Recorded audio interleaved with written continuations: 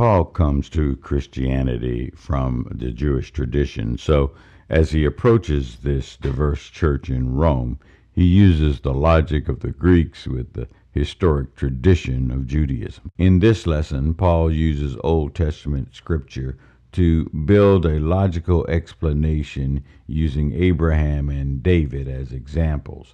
Paul shows that our justification is the gift of God appropriated by faith.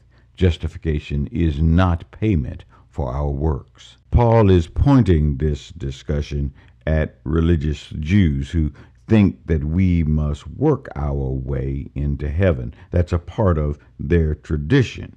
He uses Abraham because Jews revere him as the father of their nation and their faith. Abraham is to these Old Testament Jews as George Washington and Jesus rolled up into one is to American Christians. Paul writes here that Abraham and David were justified by their faith, not by their works. And certainly, if Abraham and David cannot be justified by their works, then we have no grounds to boast that our works are so great that we have earned God's mercy. Our works certainly pale in comparison to Abraham and David. In essence, he is saying that with all the great works of Abraham, the ethnic and spiritual founder of the people of Israel, Abraham was declared righteous by believing in God apart from all of the things that he did, not because of his works, but because of his faith. God did not owe Abraham entry into paradise. He granted Abraham entry into paradise.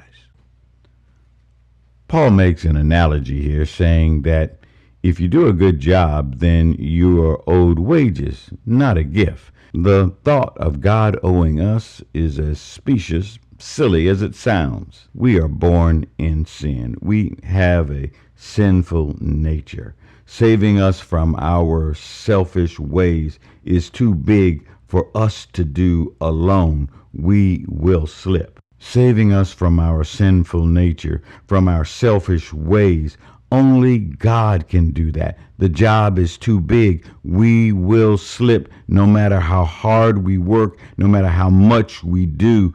We will fall back into our old selfish ways sometimes.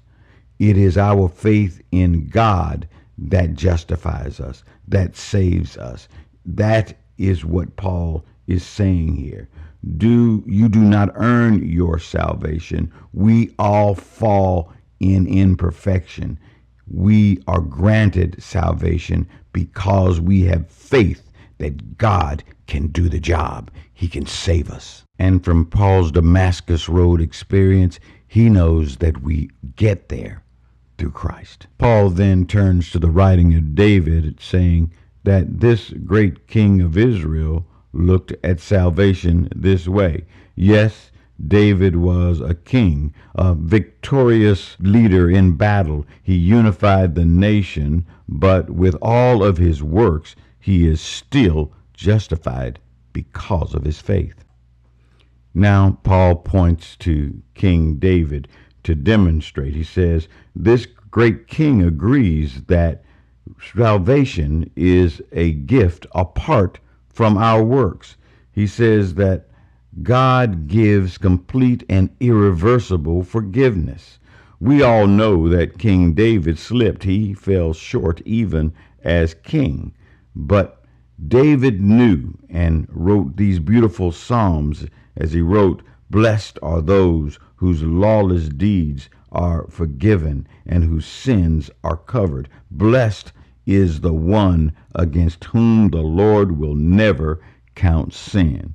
David knew that he had sinned, but he also knew that God could reverse all of his sins. Paul's job is to be the explainer in chief for Christianity. And here Paul is explaining to modern Christians and these ancient Romans that all we need is faith.